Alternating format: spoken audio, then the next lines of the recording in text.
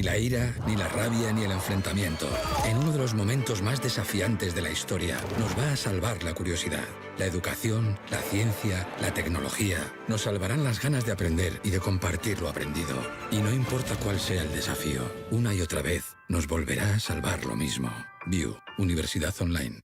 No importa cuántos desafíos estén por venir, una y otra vez nos salvarán las ganas de aprender y de compartir lo aprendido. VUE, Universidad Online.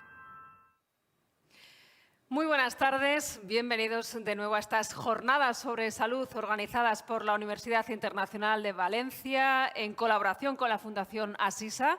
Jornadas que hemos titulado Explorando el futuro de la salud, desafíos y oportunidades. Lo primero, daros las gracias a los muchos que ayer nos seguisteis a través de nuestro canal de streaming, también a través de nuestras redes sociales. Sé que fuisteis muchos aquí en España, también en Latinoamérica. Os animo a que sigáis comentando la jornada de hoy como lo hicisteis ayer con ese hashtag que hemos colocado en estas jornadas. Ya sabéis, almohadilla, jornadas, salud, VUE, y etiquetándonos con nuestro perfil en redes @Universidad VUE. Ya sabéis que aquí estamos cubriendo todas las medidas COVID, os lo contábamos ayer, nos han tomado la temperatura antes de entrar a este set. Vamos a mantener las distancias de seguridad entre todos nuestros invitados en las mesas en las que vamos a participar hoy y todas esas medidas para hacer de este lugar un lugar seguro de COVID. Ayer hablamos mucho de eso, de la pandemia, de los retos a los que nos enfrentó esta enfermedad, esta pandemia, de los retos y la digitalización de la sanidad pública y del papel fundamental que ha jugado durante todos estos meses la figura del profesional de la psicología. Hoy nos vamos a centrar algo más en los retos de la salud pública. Vamos a hablar de lo que nos ha enseñado el COVID y de lo que nos puede enseñar para otras pandemias, porque si algo hemos aprendido es que esto se puede volver a repetir. Nos vamos a centrar también en la figura de la enfermería, un papel fundamental han jugado durante todos estos meses y cómo les podemos dotar de competencias para que se vayan adaptando a las nuevas realidades a las que se van a enfrentar durante los próximos meses. Vamos a empezar ya hablando precisamente de esto, de los retos de la salud pública, nuestra próxima mesa redonda, mesa que va a estar moderada por el doctor Vicente Andreu, director del Máster Universitario en Epidemiología y Salud Pública de la Universidad Internacional de Valencia. Todo tuyo, Andreu. Muchas gracias, Elena. Bueno, como ha comentado Elena, el motivo de esta mesa es para abordar los retos que se plantean en el sistema sanitario, en todo lo que conlleva el sistema de salud, porque el peligro de la pandemia nos hemos dado cuenta que tenemos que tenerlo en cuenta de cara a un futuro cercano, ya que en las próximas décadas, a pesar de no haber salido todavía de la pandemia actual, puede suceder un evento de estas características y tenemos que estar preparados. Preparados o mejor preparados de lo que estábamos hasta ahora. Por eso disponemos de una mesa con ponentes precisamente expertos, cada uno en diferentes aspectos de la sanidad, en la que trataremos de abordar mediante un debate y un coloquio diferentes puntos de vista, diferentes aristas de un prisma en relación tanto a los errores que se han cometido durante la pandemia como no solo los aciertos, sino también las potencialidades o los cambios futuros que se pueden acometer para mejorar o para estar mejor preparados ante una nueva situación tan crítica como la que hemos vivido. Así que en esta mesa redonda nos vamos a enfocalizar fundamentalmente en tres bloques. El primero de ellos, el cómo y por qué hemos llegado hasta aquí, en donde el doctor Vicente Zanón Viguer nos indicará algunos de los errores que se han cometido y de las medidas que podremos tomar en un futuro próximo. Por otro lado, también muy importante, las tecnologías de la información-comunicación, donde el doctor Antonio Félix de Castro nos explicará cómo se ha abordado toda esta problemática desde el punto de vista de las TIC y cómo nos pueden ayudar las TIC en todo este proceso de desarrollo y avance del sistema de salud para hacer frente a la pandemia. Finalmente, pero no menos importante, la lucha contra la pandemia hubiese sido imposible sin los profesionales de atención primaria. Profesionales como los médicos y las enfermeras que han tenido una serie de necesidades y para los que no solo tendríamos que analizar los errores que se han cometido a nivel de todos los estamentos para no dotarlos de las medidas adecuadas, sino también de todas las posibles medidas que les sirvan de soporte si vuelve a suceder un evento de estas características. Y el doctor José Ramón Martínez Riera nos explicará de forma detallada y debatiremos con él acerca de este aspecto y de, sobre todo, la importancia del rol de las enfermeras. Por tanto, sin más, paso a presentar al doctor Vicente Zanón Biguer y su ponencia qué y cómo, qué es lo que ha sucedido en la pandemia, cuáles han sido los posibles errores que se han cometido y los porqués de algunos de estos. El doctor Vicente Zanón Biguer es doctor en Medicina por la Universidad de Valencia, especialista en Medicina Preventiva y Salud Pública, además de Medicina del Trabajo. Es coordinador del jefe de estudios y jefe de estudios de la Unidad Docente de Medicina Preventiva y Salud Pública. Además, ha sido durante muchos años jefe de servicio de Medicina Preventiva y Salud Pública del Hospital Dr. Peset, miembro de la Comisión Nacional del Ministerio de Sanidad y Consumo en la especialidad de Medicina Preventiva, asesor de esta misma disciplina en los hospitales Vidas del área de Levante y, por supuesto, profesor también de la asignatura del Máster de Epidemiología en la Universidad Internacional de Valencia. También ha sido miembro fundador de la Sociedad Valenciana de Medicina Preventiva y presidente del Grupo Español sobre Esterilización.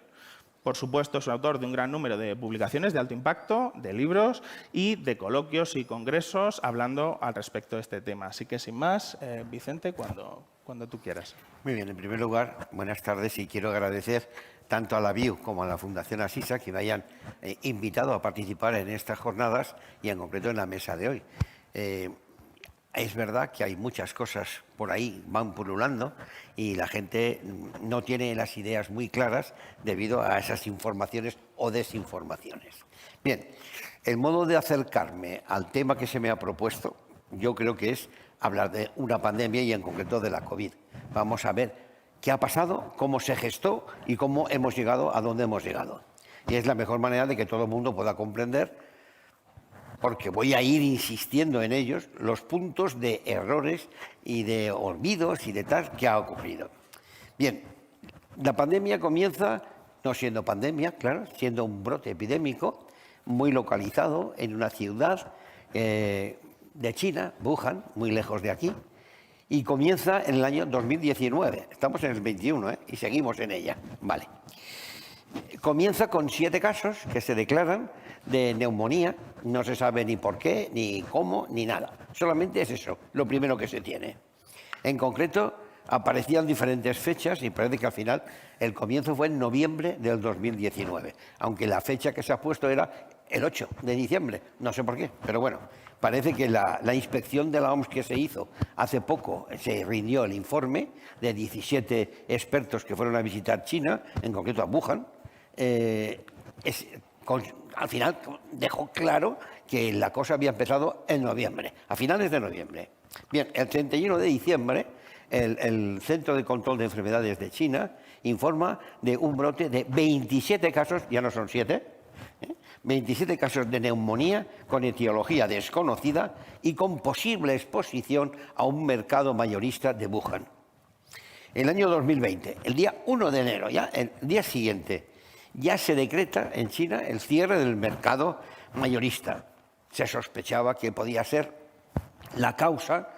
El informe final, precisamente, de la OMS, que ha sido a finales de marzo cuando llegó, nos dice eso. Parece que se descarta que el mercado tuviera algo que ver. Puede que en algún caso, pero no de todo el brote. El 7 de enero, el Centro de Virología de China dice que ha descubierto un nuevo virus de la familia Coronaviridae. El 12 de enero, o sea, 5 días después, ya tienen la secuencia genética del virus y la informan al resto del mundo. El 22 de enero, las autoridades chinas cierran la ciudad de Wuhan. Fijaos que han pasado, digamos, mes y medio y ya han cerrado a cal y canto la ciudad de Wuhan. El 24 de enero, la OMS habla o confirma la notificación de 830 casos en China.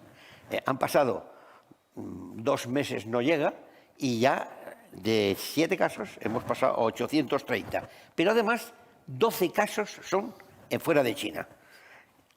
Ya hay 25 fallecidos y la letalidad es casi el 3%. Y 16 trabajadores sanitarios se han contagiado. 28 de enero. En China ya se han notificado, fijaos, 4 días, del 24 de enero al 28, 4.515 casos. ¿Vale? De 830 se ha multiplicado por 7. Bien, 65 de ellos, ya no 12, son fuera de China. Y hay 2 países europeos, Alemania y Francia, y otros países. 106 fallecidos, letalidad 2,3. Fijaos que hablo de letalidad, no de mortalidad. Es otra cosa distinta. 29 de enero, en China, en un día, de 4.500 pasan a 6.000. Fuera ya tenemos 86 casos. 132 fallecidos, letalidad 2,18. Esto lo que pretendo es decir, fijaos lo rápido que está corriendo y no se está haciendo nada. Solo China ha hecho una cosa, bloquear una ciudad. El 29 de enero, en España, se considera que el impacto para la salud pública, si hubiera un caso importado y por lo tanto con la enfermedad, sería limitado. Esto me suena a una persona que hablaba, ¿no? Mucho en la tele. Con que limitado, ¿eh? Vale. El mismo 29 de enero, la OMS considera, parece que está abundando en lo que España está diciendo, que no se trata de una SPI, de una emergencia de salud pública de importancia internacional. Se ha columpiado la OMS, cosa fina. El 3 de febrero, España ya reconoce un caso importado que todo el mundo sabrá, que me estoy refiriendo al alemán de una isla de Canarias, ¿no? El 11 de marzo, la OMS... ya estamos el 11 de marzo. O sea, desde que aparece el primer caso en España, el 31 de enero, ha pasado un mes y medio y la OMS decreta el estado de pandemia. 11 de marzo. En ese momento hay ya 118.387 casos y 4.200 fallecidos. Letalidad 3,6%. Esto parece que es así cosas, pero a mí los pelos se me erizan. El 14 de marzo, o sea, al día siguiente, 3 días después, España decreta el estado de alarma, que tendremos hasta mayo. Se ha ido prorrogando, pero al final ya se dejó hasta mayo, hasta el 9 de mayo. Bien, el 15 de marzo, por fin, el Ministerio de Sanidad considera necesario que se determine rutinariamente la PCR de SARS-CoV-2 para confirmar los casos. El 15 de marzo, ¿eh? Vale. Como veis, se reacciona muy rápidamente a todos los problemas. El 22 de marzo, en España, ya tenemos 28.572 casos confirmados. 1.720 fallecidos, al menos reconocidos. La letalidad es nada menos que del 6%, la más alta entonces de Europa. Ya estábamos entonces en la primera onda, que no ola. La gente dice olas, esos son del mar, son ondas epidémicas. En ese momento España, en esa primera onda, nada menos que hubieron 218.652 casos. Se dice pronto, pero se quedó pequeñito comparado con las otras ondas. A finales de abril, los casos empezaron a disminuir o alguien dijo, ya hemos vencido al virus y ya podemos decir que hemos doblegado la curva. No sé qué curva teníamos que doblegar. Bajaron los casos, sí, debido a una serie de circunstancias. En ese momento, al haber tantos casos y haber unas normas y tal y cual de contención mínimamente, pues se había conseguido bajar. Es la vez que más ha bajado el número de casos, llegando casi a 0. Eso no se ha vuelto a conseguir después de ninguna otra onda, ¿eh? Bien, comienza la llamada desescalada. Pretenden llegar a la nueva normalidad. La normalidad es normalidad, ni nueva ni vieja. ¿Vale? Vale. En 15 días comenzaba ya la segunda onda. ¿Qué había pasado? No pasa nada, no pasa nada. Desescalada. Podemos hacer... Viene el verano, tal. Viene el verano, a principios de julio empieza esa segunda onda, que fue la peor de todas. aunque el número de casos fue peor, la tercera, pero esta onda fue peor porque hubieron más muertos, ¿vale? En la tercera no, y en la primera fue donde más muertos hubieron, ¿eh? La letalidad fue mayor. Pero llega Navidad, la Inmaculada, la Constitución. Cuando me tengas que cortar, córtame. Pues, vale. Un par de minutos, Vicente. Vale, muy bien. Reyes, otra desescalada, otra maravilla, aquí no pasa nada. Tercera onda. Tengo que recordar que la segunda onda en realidad casi fueron dos, porque hubo una onda que se llama bigeminada, con una primera semionda corta y no llegó a bajar apenas y ya volvió a subir otra vez la segunda parte. Hay quien habla entonces de 3 ondas y la tercera fue la cuarta, pero la mayoría no, es la misma y por tanto es una segunda bigeminada y luego viene la tercera. Bien, tercera onda, en esa la letalidad fue la más baja de las 3 ondas. Tengo una gráfica que no muestro, pero que es muy clara porque se ve la letalidad de la primera onda, la letalidad de la segunda, la letalidad de la tercera. Y se habla de, ay, si me muestras la mortalidad, que se refiere a la población que no cambia, pues claro, habrá mucho, pero cuando hay muchos casos y tú miras las muertes de esos casos, pues resulta que la letalidad más baja es la tercera onda. Y de hecho, por eso había una cierta tranquilidad, ¿vale? Un minuto, Vicente. Vale. Pero, ¿qué ha venido con todo esto? Tras cada desescalada y comienzo de onda, lo que hemos llegado es a unos picos, donde lo que se ha producido es una saturación de los servicios sanitarios. Una de las peores consecuencias que ha tenido la COVID. ¿Por qué? Hay una cosa que se dice por ahí, hay un exceso de mortalidad, pero el Estado no están mintiendo. Algunos me dicen, oye, ¿estás defendiendo? No, estoy defendiendo la verdad. No está ocultándose ninguna mortalidad. Es una mortalidad indirecta producida por el COVID. ¿Por qué? Porque se han saturado los servicios sanitarios, no se han tenido que dar prioridad al COVID, no se ha podido ingresar gente en UCIs, en hospitales, y ha fallecido gente, podríamos decir, por falta de asistencia médica no voluntaria. Y ahí lo dejo porque ahí podemos empezar ya a decir, ¿y qué hacemos ahora? Pues muchas gracias, Vicente. De todas maneras, tendremos tiempo ahora en el turno de debate de seguir charlando de estas cuestiones. Bueno, el siguiente ponente que voy a presentar es el doctor Antonio Félix de Castro. Es también doctor en Medicina por la Universidad de Valencia. Ha trabajado en atención primaria, así como en el servicio de emergencias sanitarias. Y ha sido médico especialista en terapias antirretrovirales en Mozambique. Sin embargo, sus intereses en las tecnologías de la información le llevaron a realizar un máster en Ingeniería Biomédica por la Universidad Politécnica de Valencia.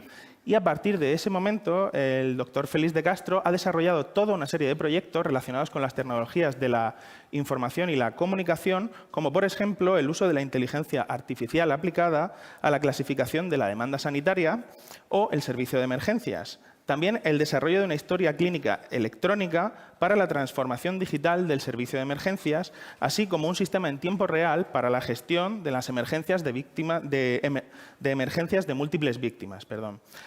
Y, por otro lado, la coordinación del dispositivo sanitario en la atención de refugiados del buque Aquarius. En el último año y medio, sin embargo, ha centrado su trabajo, una buena parte del mismo, tanto en el diseño como la implementación, la implantación y la evaluación de estrategias de tecnologías de la información y comunicación aplicadas a la COVID, así como el seguimiento en el sistema de detección del control de casos y contactos de la infección en la Comunidad Valenciana, siendo uno de los principales impulsores de toda esta estructura basada en las tecnologías de información y comunicación, que le ha llevado a ser uno de los integrantes del estudio de seroprevalencia impulsado por el Instituto Carlos III, que ha sido recientemente publicado en la prestigiosa revista The Lancet. Por ello, sin más dilación, le doy paso. Antonio, muchas gracias por asistir y cuando quieras. Bueno, pues buenas tardes. Muchas gracias por la invitación a la Universidad Internacional de Valencia. Y efectivamente la pandemia ha sido una situación que ha provocado un estrés sobre el sistema sanitario importante y cuando comenzaba la pandemia no sabíamos muy bien hasta qué punto nos iba a exigir reforzar lo que era la asistencia sanitaria. Y al principio esta incertidumbre nos hacía plantearnos tenemos que empezar a adecuar la estrategia para enfocarla a una correcta atención de los pacientes. Las TIC las hemos utilizado como un elemento clave. En ese sentido, lo que nos planteábamos con la pandemia es tenemos ciudadanos que muchos de ellos van a tener dudas de si determinados síntomas que presentan son compatibles, es porque están padeciendo la COVID o no. Estos ciudadanos van a reclamar por una atención por nuestra parte y vamos a tener que canalizar a partir de ese momento todas las actuaciones que se deriven.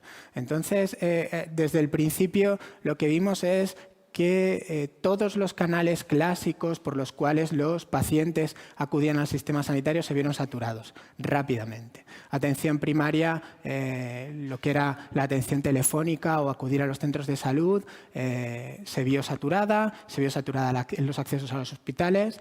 También es cierto que vimos un fenómeno de la gente, cierto miedo a acudir a los centros sanitarios y eso redunda, por ejemplo, en lo que señalaba nuestro compañero, el doctor Zanón, en cuanto a mortalidad derivada de la COVID, porque la gente no venía a los hospitales cuando tenía infartos.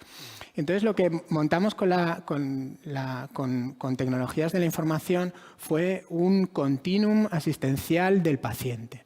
La idea era, vamos a ver cómo ampliamos canales de acceso del ciudadano al sistema sanitario y a partir de ese momento seguimos efectuando el seguimiento del mismo en todo el proceso COVID que va a tener. Y una de las claves que teníamos en la mente como principal era que todo estuviera interconectado, cualquier nivel asistencial estuviera interconectado. De esta manera, los primeros elementos que se incorporaron al sistema fue un teléfono 900 de atención a las llamadas, que el 9 de marzo ya les puedo decir que se vio saturado de una manera exagerada. Si un call center cualquiera puede atender X llamadas al día, la saturación que obtuvo ese medio era de 5 órdenes de magnitud por encima de la capacidad de cualquier call center.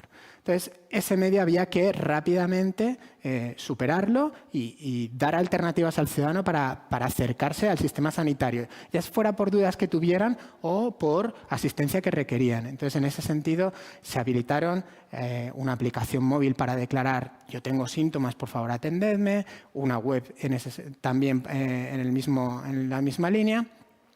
Y lo que hacíamos era básicamente, en cuanto el ciudadano lo notificaba, lo que se le hacía era derivarlo a aquel nivel asistencial que sí que tenía capacidad por número de profesionales para hacer ya una atención, que era atención primaria. Entonces, si tú en la aplicación que se diseñó declarabas que tenías síntomas compatibles, al día siguiente tenías una llamada telefónica de tu centro de salud para ver si los síntomas que tenías eran compatibles o no. A partir de ahí ya empieza todo el proceso de tenemos que citar al paciente para hacerle una prueba diagnóstica, después hay que hacerle un seguimiento y habrá que darle el alta. Entonces, lo que hicimos fue adecuar todos los sistemas de información y metimos algoritmos por detrás de nuestros sistemas para llevar toda la lógica del control de los casos y los contactos. Y aparte del estresante que supone el incrementar muchísimo lo que es el número de ciudadanos que acuden al sistema sanitario, también es estresante para los sistemas de información no estaban preparados y nadie habría pensado que teníamos que enfrentarnos a una situación que requiriera este tipo de tecnologías. Entonces, desde muy temprano en la pandemia fue la línea en la que estuvimos trabajando. Y el 24 de marzo del 2020, por ejemplo, en la Comunidad Valenciana, nosotros ya teníamos montado todo este sistema al principio muy rudimentario, pero que fuimos mejorando. Pero el 24 de marzo, si tú declarabas que tenías síntomas, al día siguiente te iba a llamar tu centro sanitario, tu prueba PCR o tu prueba de antígeno se iba a notificar, eso se iba a comunicar a Salud Pública, se te iba a hacer un rastreo de contactos. Y en mi humilde opinión yo creo que esta ha sido la clave del manejo correcto de la pandemia. Sin embargo, la tercera ola, que ha supuesto en concreto para la Comunidad Valenciana un absoluto reto brutal por la cantidad de casos que tuvimos, cualquier sistema que diseñes llega a puntos de saturación. Y la tercera ola en concreto en la Comunidad Valenciana superó completamente los niveles de saturación que teníamos. Pues muchas gracias, Antonio. Finalmente voy a presentar al doctor José Ramón Martínez Riera.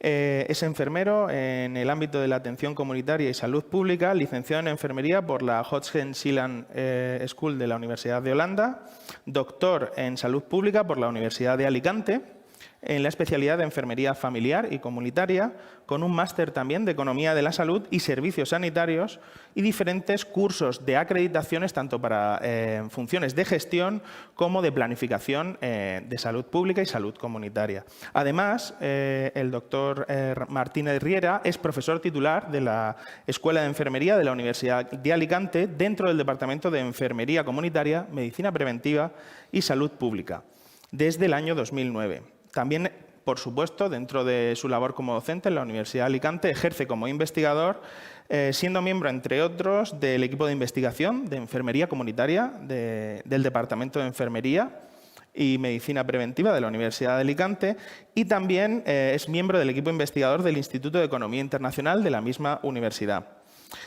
Por supuesto, tiene una gran cantidad de publicaciones científicas de alto impacto, ha publicado un elevado número de tesis doctorales y ha participado en diferentes proyectos de investigación financiados por el Instituto de Salud Carlos III, siendo además presidente de la Asociación de Enfermería Comunitaria.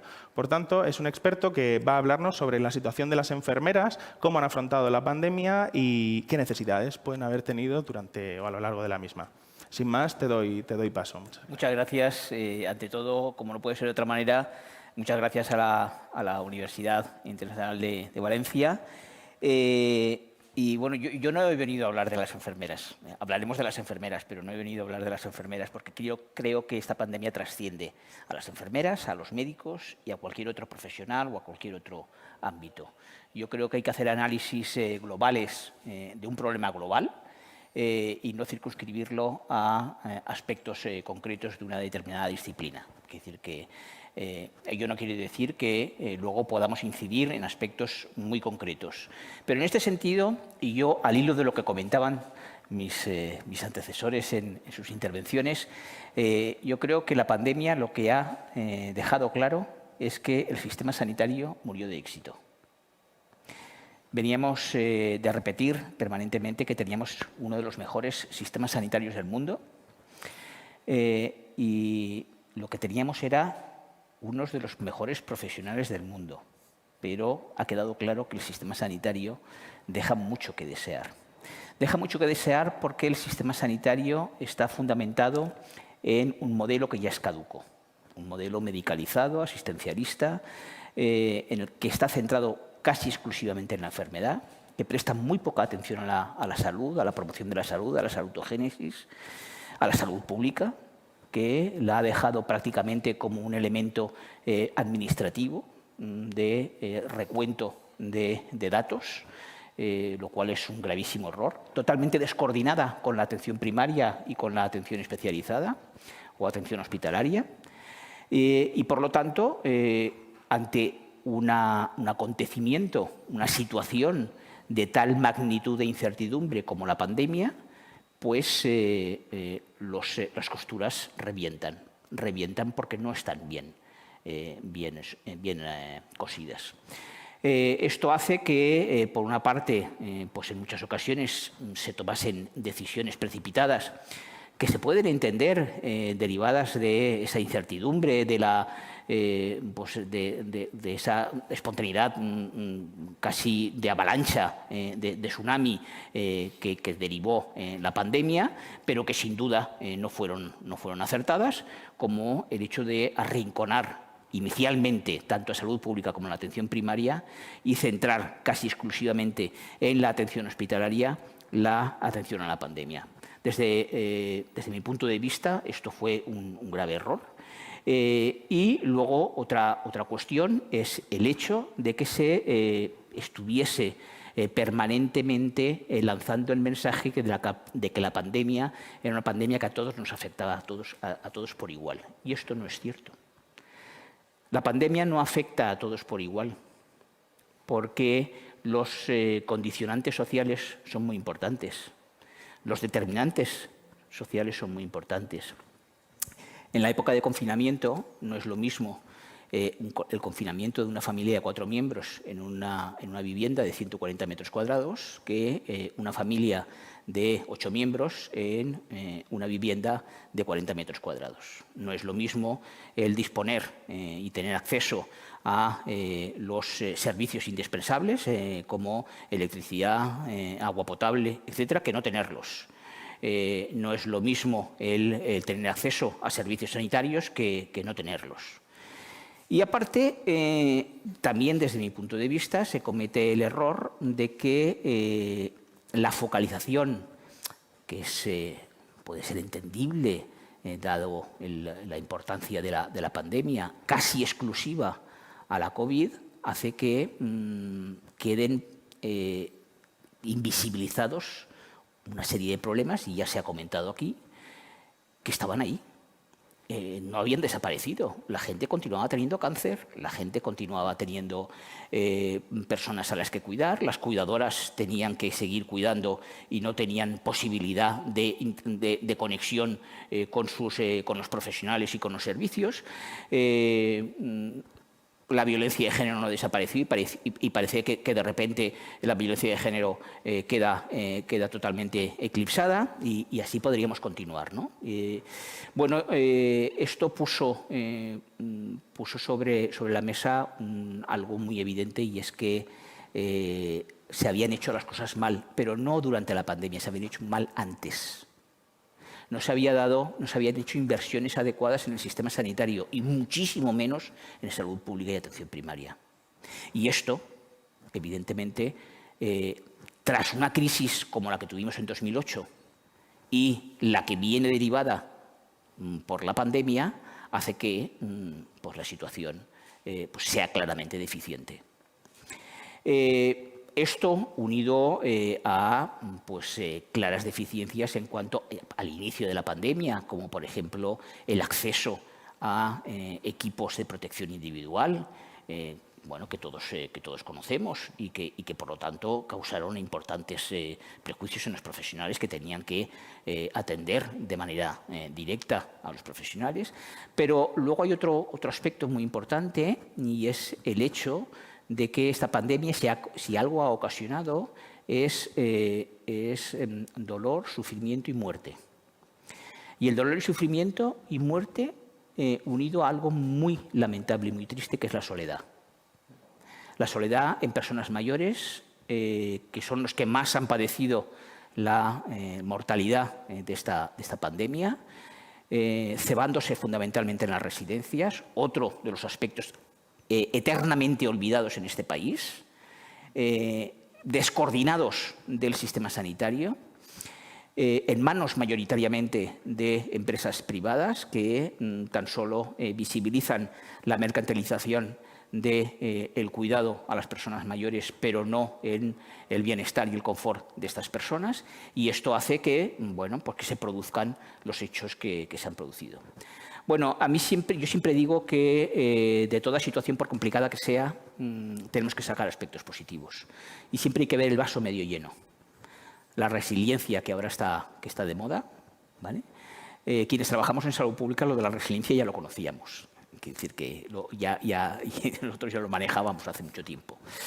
Pero es verdad, que yo creo que esto debe ser un punto de inflexión para modificar todos estos aspectos que hemos estado viendo. Hay que coordinar los diferentes ámbitos de atención: salud pública, atención primaria, atención hospitalaria, atención sociosanitaria. Hay que dotar de recursos suficientes, inversión a la atención primaria, es fundamental, y a la salud pública. Y hay que modificar un modelo que se ha demostrado claramente caduco y que no da respuestas adecuadas a situaciones como esta, que se pueden volver a producir. Pues claro, quiero decir, si es que cíclicamente las pandemias aparecen. Esto no es nuevo. Hace poco me preguntaban, ¿pero usted cree que saldremos de la pandemia? Digo, mire, históricamente durante muchos siglos hemos tenido pandemias y claro que se ha salido. Otra cosa es cómo salgamos, ¿no? Quiero decir, y cómo afrontemos estas situaciones. Yo coincido plenamente en que no estamos ante una nueva realidad. o normalidad, porque estamos ante la posibilidad de generar normalidad o de generar realidad, pero normalidad es normalidad, punto. No hay otra. Lo que tenemos que ver es cómo lo afrontamos, cómo afrontamos eso. Porque siendo importante y todo lo que ha ocasionado directamente la COVID, los efectos colaterales de esta pandemia todavía están por descubrir. Pues muchísimas gracias, José Ramón.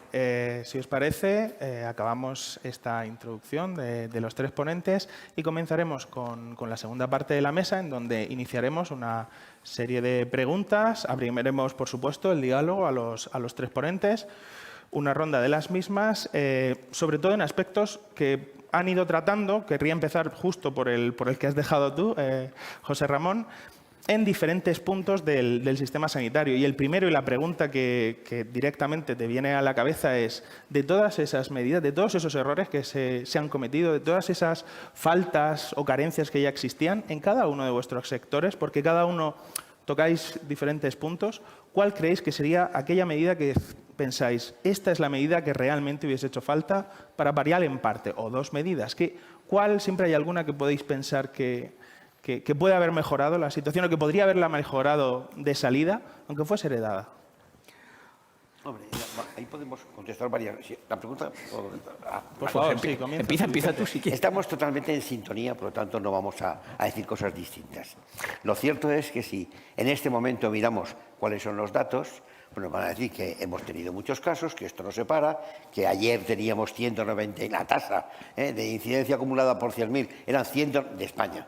199 casos, había subido ligeramente de 196 a 199, pero bueno, eso está ahí y ahí estamos, en el nivel de estar bien, ahí. Que hay comunidades que están muy bien, estupendo, pero habría que saber por qué hay diferencias entre unas y otras, pero hay diferencias abismales. Tiene que haber un motivo y una causa, porque todos somos españolitos, entonces que no tenemos aquí algo muy diferente unos de otros.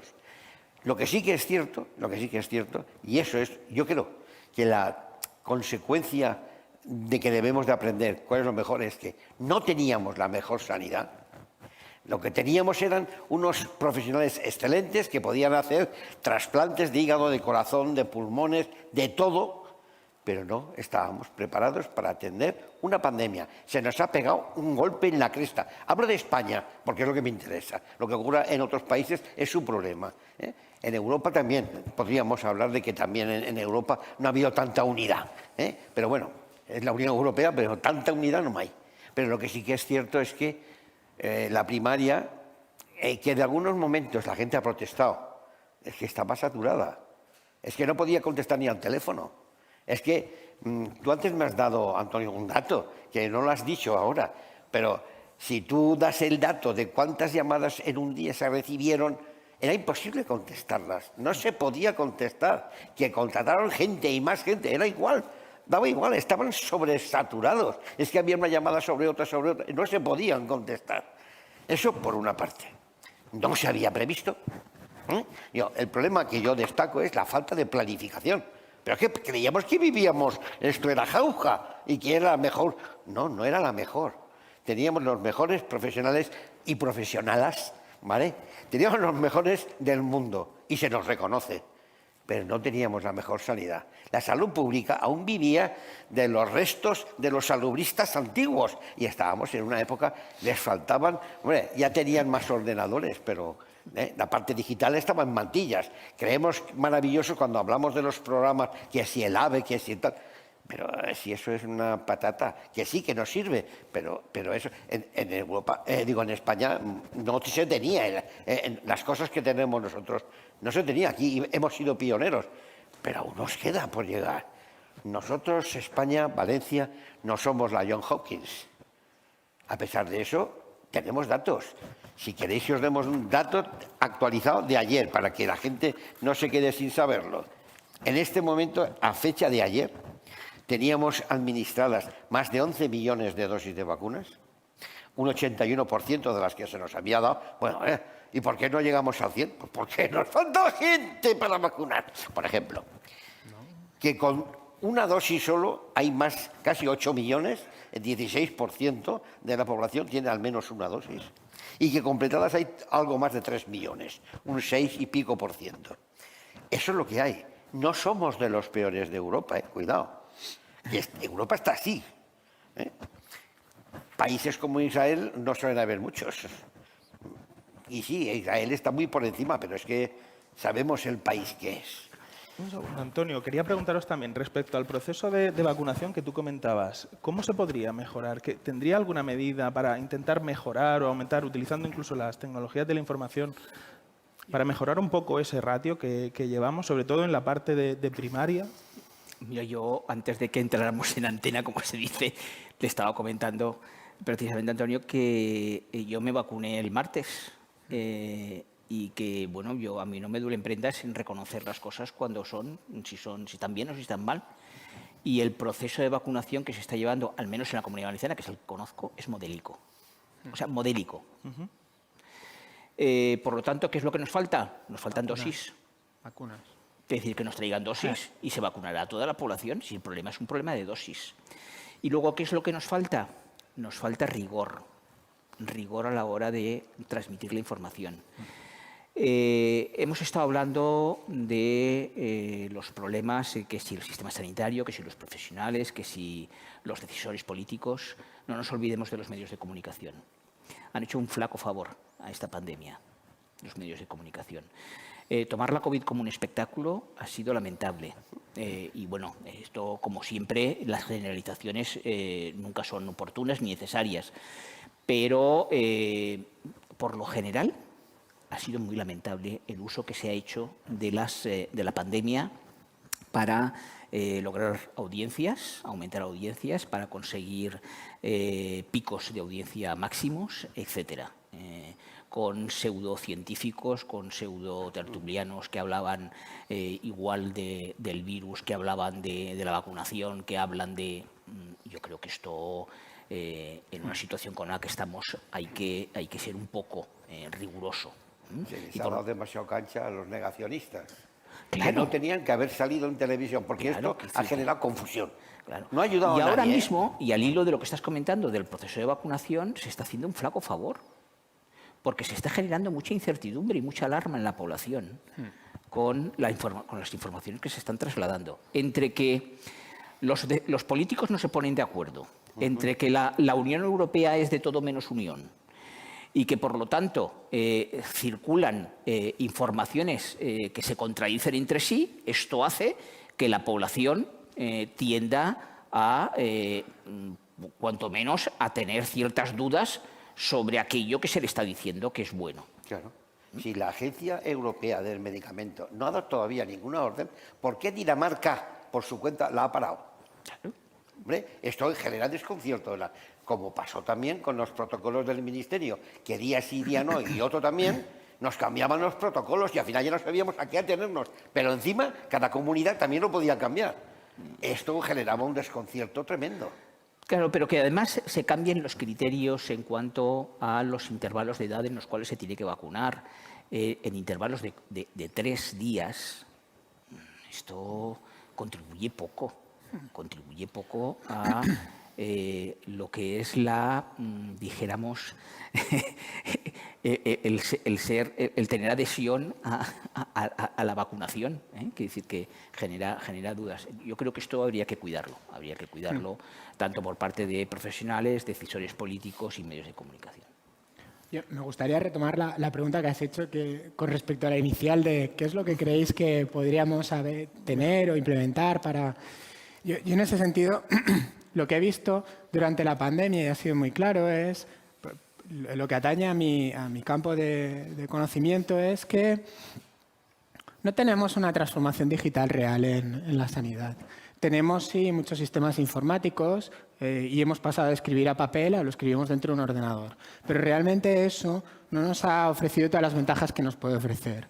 Cuando atención primaria se ve saturada porque los teléfonos no se pueden coger, cuando atención primaria no puede dar respuesta a toda la cantidad de pacientes que tienen, porque no es solo atender la llamada que me llama para ver si los síntomas son de COVID, sino es generar la baja laboral, es llamar a la persona a la que ya tengo el resultado para decirle, pues ha sido positivo, sigue con el confinamiento y todo el tema, hacerle el seguimiento clínico.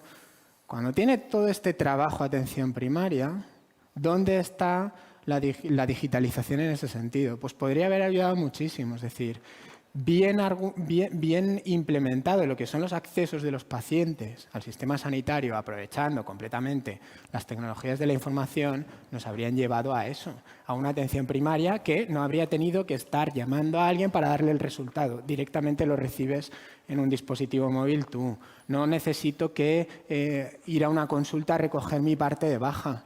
Directamente lo saco de mi aplicación de historia clínica digital.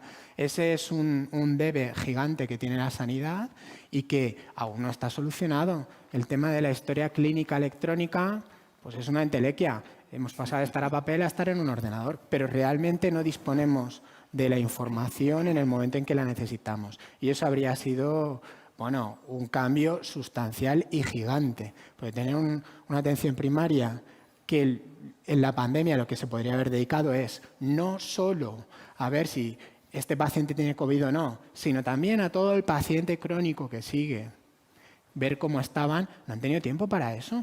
No ha habido momento para hacer esa situación. Entonces, una digitalización nos habría permitido perfectamente descargar de mucha tarea administrativo-burocrática que tiene atención primaria asociada, que es necesaria, que se tiene que hacer, pero habría sido mucho más eficiente.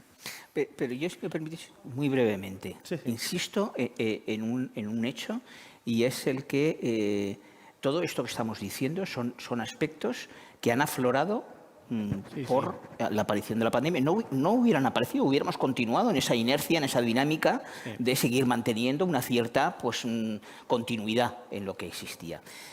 Al hilo de esto, otro de los elementos que yo creo que ha sido determinante en esta pandemia ha sido el hecho de que, como ha sucedido desde hace bastante tiempo, yo creo que a nivel general, pero en este país en concreto, el que los problemas de salud tan solo tienen que ser abordados por el sector salud.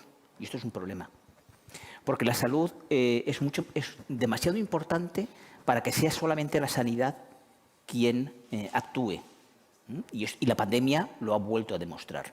Sectores como la educación, sectores como las telecomunicaciones, sectores como tantos otros sectores del ámbito social tendrían que haber y tendrían que estar implicados en la planificación. Yo coincido.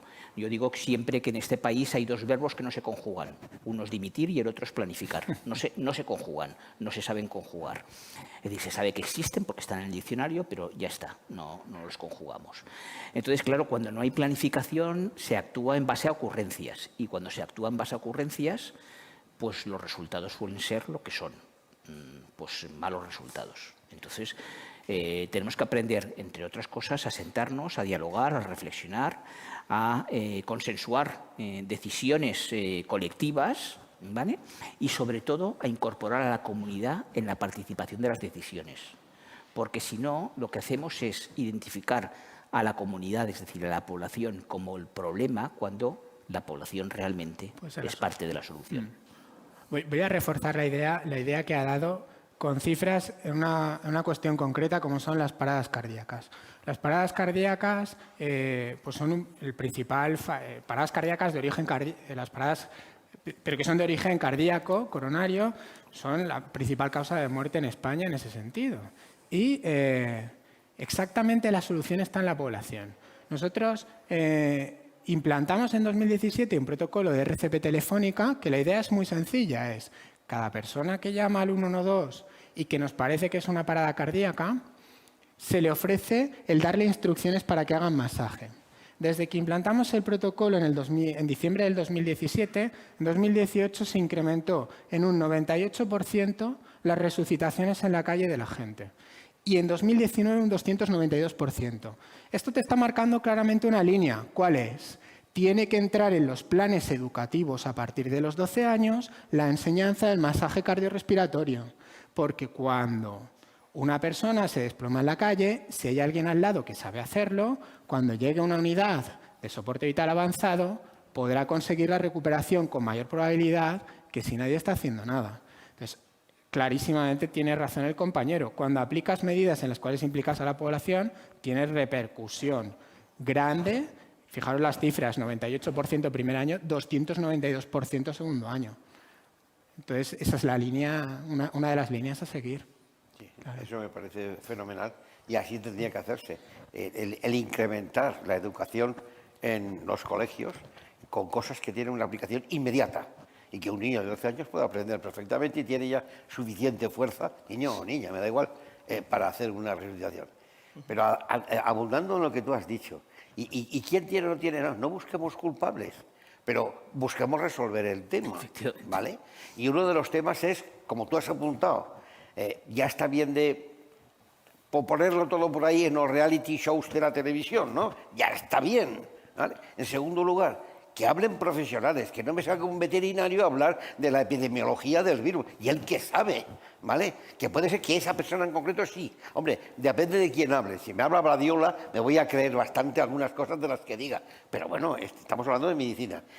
Y en tercer lugar, los políticos están para politiquear, pero no para resolver temas de salud. Lo que hace falta es que los que tenemos que ver con la salud seamos los dueños de esto. Yo no me pongo a que un político dirija una empresa de ingeniería, de automoción. No, ahí lo va a dirigir un ingeniero, que es el que sabe. Pues esto es igual. Pero es que como siempre la vecina del quinto primera te dice que te tienes que tomar porque tienes no sé qué, pues eso aquí, la medicina en España es que es la medicina, y que conste que no me estoy metiendo con los farmacéuticos, es la medicina del boticario. El boticario, tómate esto. No, perdona, pero vamos a ver, ¿tú eres suficiente para saber qué tiene que tomarse? Ese es el tema. En España siempre la medicina ha sido una pobre. Eso sí, maravilloso que hemos hecho lo mismo que hacen en Estados Unidos y hacemos trasplantes y demás. Eso da mucho prestigio, pero eso no da sanidad ni salud a la gente que está abajo, que la mayoría no requiere un trasplante. Lo que requiere es que le curen su catarro, su dolor o lo que sea. Y lo que creo que has sido tú el que lo ha apuntado. Hombre, realmente muchas enfermedades, tú también has tocado, se han estado dejando de lado, pero de lado porque lo primero que hacían en los hospitales, ¿qué era? Anular las consultas. Pues si quitamos las consultas, que es donde se controla todo lo crónico, ¿qué hacemos? Al centro de salud. El centro de salud, pero si no pueden atender a la gente. O sea, quiero decir, se generó, a ver si de una vez se dan cuenta de que esta sanidad alegre y confiada que teníamos estaba con un virus interno muy malo y que hay que renovarla y cambiarla. Y esa será la normalidad. Cuando cambie, yo soy optimista por naturaleza. Y además necesito ser optimista. Vamos a salir de esta. Sin duda. Muchas gracias, Vicente. Me gustaría haceros, porque he visto que habéis iniciado vosotros un debate muy intenso, una pregunta muy concreta sobre las tecnologías de la información. Y es, claro, con los sistemas que tú estabas comentando se han recogido una gran cantidad de datos. ¿Cómo podríamos utilizar, por esto que dices, Antonio, del proceso de digitalización? Sí que da la sensación, al menos, que en otros países el tema de la epidemiología y de la utilización de los recursos del Big Data lo han intentado desarrollar. ¿Cómo podríamos utilizar estos casos para ayudar a todas las ramas sanitarias? Bueno, es el gran reto. Al final, si recojo información, luego tengo que extraer conocimiento de ella. El problema que tenemos es que la digitalización tiene que hacerse bien, porque si no el dato que se recoge no tiene calidad y no se corresponde con la realidad a la que en teoría debería modelizar.